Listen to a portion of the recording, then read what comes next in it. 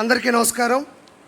1995లో పార్టీని కాపాడిన తండ్రికి, 2024లో ఓ రాక్షసుడి నుండి రాష్ట్రాన్ని కాపాడిన తనయుడికి ధన్యవాదాలు.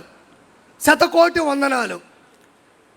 ప్రత్యర్థులు చేసే తప్పుడు ప్రచారాలని, తప్పుడు ప్రసారాలని, తప్పుడు ఆరోపణలని, మార్ఫింగ్ వీడియోలని ఎప్పటికప్పుడు సాక్ష్యాధారాలతో తిప్పికొడుతూ వాస్తవాల్ని ప్రపంచంలోని జనాల ముందు నిలబెడుతున్న తెలుగుదేశం సోషల్ మీడియా గురించి ఈరోజు మనం మాట్లాడుకోవాలి.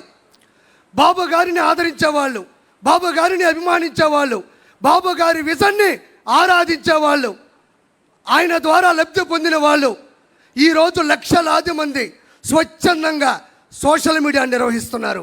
ఒక్క రూపాయి కూడా తీసుకోకుండా తెలుగుదేశం పార్టీలో చాలామంది సోషల్ మీడియా నిర్వహిస్తున్నారు.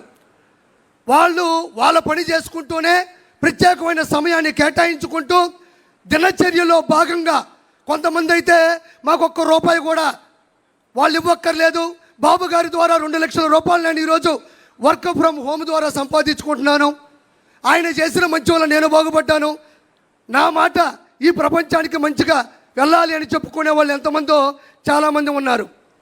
ఈరోజు ఇంకా చెప్పదలుచుకుంటే సోషల్ మీడియాలో వైఎస్ఆర్సీపీ చేస్తున్నది ఉద్యోగం, సోషల్ మీడియాలో తెలుగుదేశం పార్టీ చేస్తున్నది ఉద్యమం, స్వచ్ఛంద స్వాతంత్ర్య ఉద్యమం. స్వేచ్ఛగా చేస్తున్నారని మరోసారి మీకు నేను చెప్తున్నాను.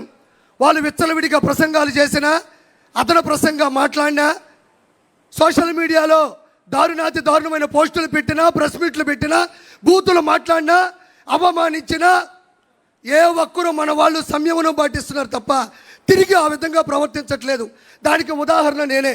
నా భార్య ఓయోలో దొరికింది, ఏరే వాళ్ళతో ఉంది అని దుష్ప్రచారం చేసి ఆర్టికల్ను చిత్రీకరించి పెడితే నాకు కోపం వచ్చి మాట్లాడదాం అనుకున్నా.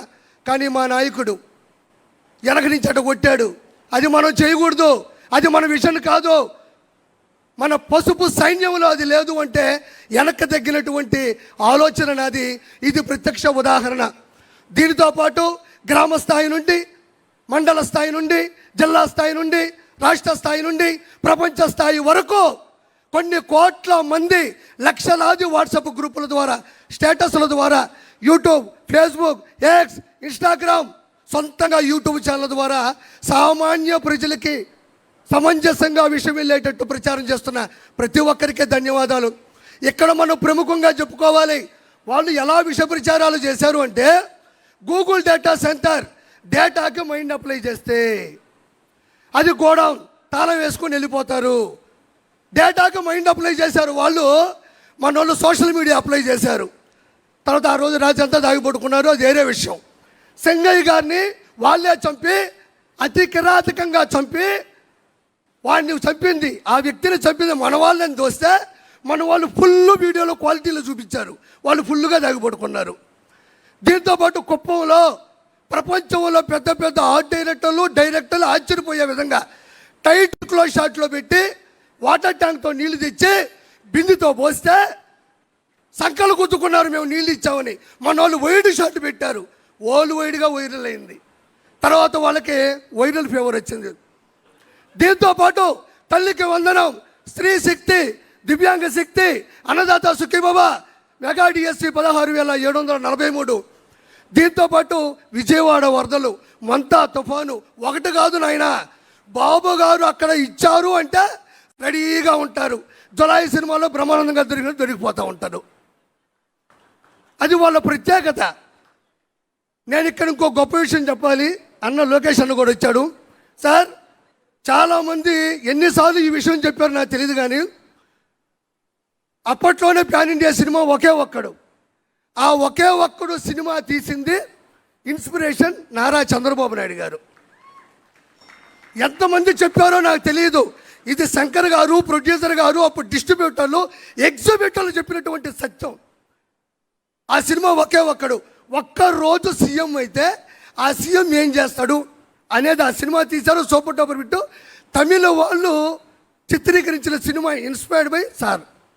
అయితే నేను ఎందుకు చెప్పానంటే, ఈరోజు నారా లోకేష్ గారు మేము సోషల్ మీడియా ద్వారా ప్రతి ఒక్క విషయాన్ని మేము తొక్కి తోస్తుంటే మేము చేస్తున్నాం సోషల్ మీడియా, కానీ అది పూర్తయితే ఆ ప్రక్రియ పైకి వెళ్తే చాలా ఆనందంగా ఉంటుంది. ఈరోజు పునర్విక కావచ్చు, అదే స్కూల్లో అన్నం బాగా లేకపోతే కావచ్చు, లేదంటే ఇతర దేశాల్లో బానిసత్వంలో నలిగిపోతున్న విషయాన్ని కావచ్చు, మేము అలా తోస్తే రెడీగా ఉంటారు నారా లోకేష్ గారు. అలా రావడం బుద్ధౌతి అంటే మేము ఏం చేసినా సపోర్ట్ చేస్తున్నారు. ఎందుకనంటే ఒక్క రోజులో సీఎం అయినటువంటి హీరో అర్జున్ గారు ఎలా చేశారో సేమ్ ఈరోజు నారా లోకేష్ గారు వచ్చినట్టు పరిష్కరించు వెళ్ళిపోతున్నారు. ప్రతి ఒక్క దగ్గర మొబైల్ ఉంది. బాబు గారు చేస్తున్న ప్రతి మంచిని బయటికి తీసుకెళ్ళి పూర్తి సమర్థవంతంగా 2029లో బాబు గారిని మళ్ళీ గెలిపించుకోవాలి మనస్ఫూర్తిగా కోరుకుంటూ థ్యాంక్ యూ. 1995లో పార్టీని కాపాడిన తండ్రికి, 2024లో ఓ రాక్షసుడి నుండి రాష్ట్రాన్ని కాపాడిన తనయుడికి ధన్యవాదాలు, శతకోటి వందనాలు. ప్రత్యర్థులు చేసే తప్పుడు ప్రచారాలని, తప్పుడు ప్రసారాలని, తప్పుడు ఆరోపణలని, మార్ఫింగ్ వీడియోలని ఎప్పటికప్పుడు సాక్ష్యాధారాలతో తిప్పికొడుతూ వాస్తవాల్ని ప్రపంచంలోని జనాల ముందు నిలబెడుతున్న తెలుగుదేశం సోషల్ మీడియా గురించి ఈరోజు మనం మాట్లాడుకోవాలి. బాబు గారిని ఆదరించేవాళ్ళు, బాబు గారిని అభిమానించేవాళ్ళు, బాబు గారి విజన్ని ఆరాధించేవాళ్ళు, ఆయన ద్వారా లబ్ధి పొందిన వాళ్ళు ఈరోజు లక్షలాది మంది స్వచ్ఛందంగా సోషల్ మీడియా నిర్వహిస్తున్నారు. ఒక్క రూపాయి కూడా తీసుకోకుండా తెలుగుదేశం పార్టీలో చాలామంది సోషల్ మీడియా నిర్వహిస్తున్నారు.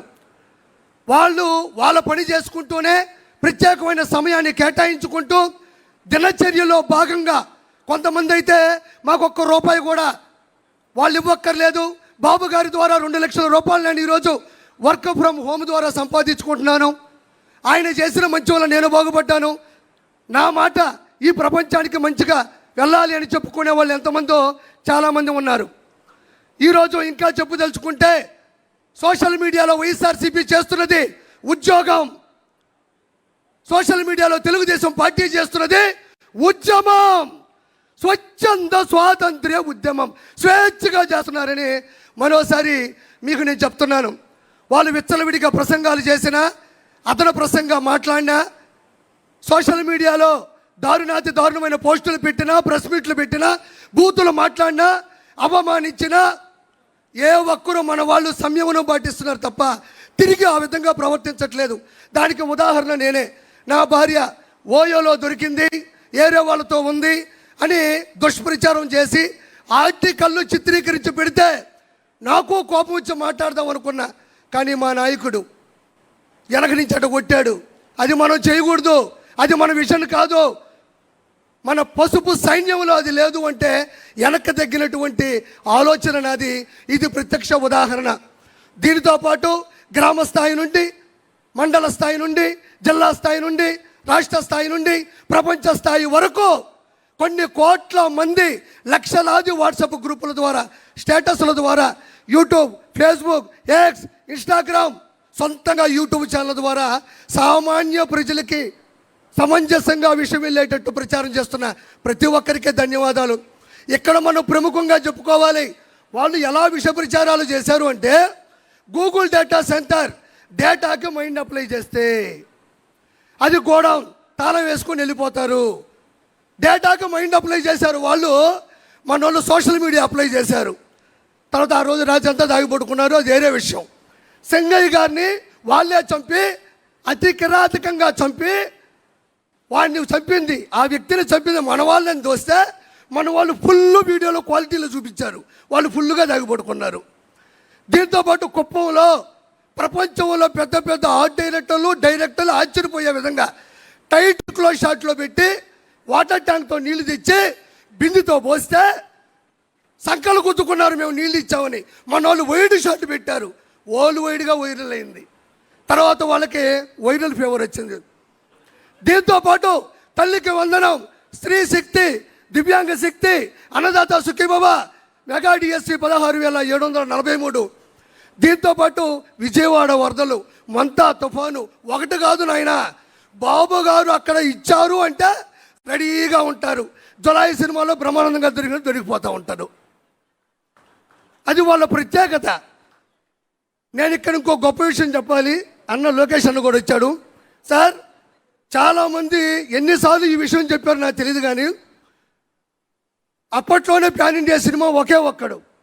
ఆ ఒకే ఒక్కడు సినిమా తీసింది ఇన్స్పిరేషన్ నారా చంద్రబాబు నాయుడు గారు. ఎంతమంది చెప్పారో నాకు తెలియదు. ఇది శంకర్ గారు, ప్రొడ్యూసర్ గారు, అప్పుడు డిస్ట్రిబ్యూటర్లు, ఎగ్జిబ్యూటర్లు చెప్పినటువంటి సత్యం. ఆ సినిమా ఒకే ఒక్కడు.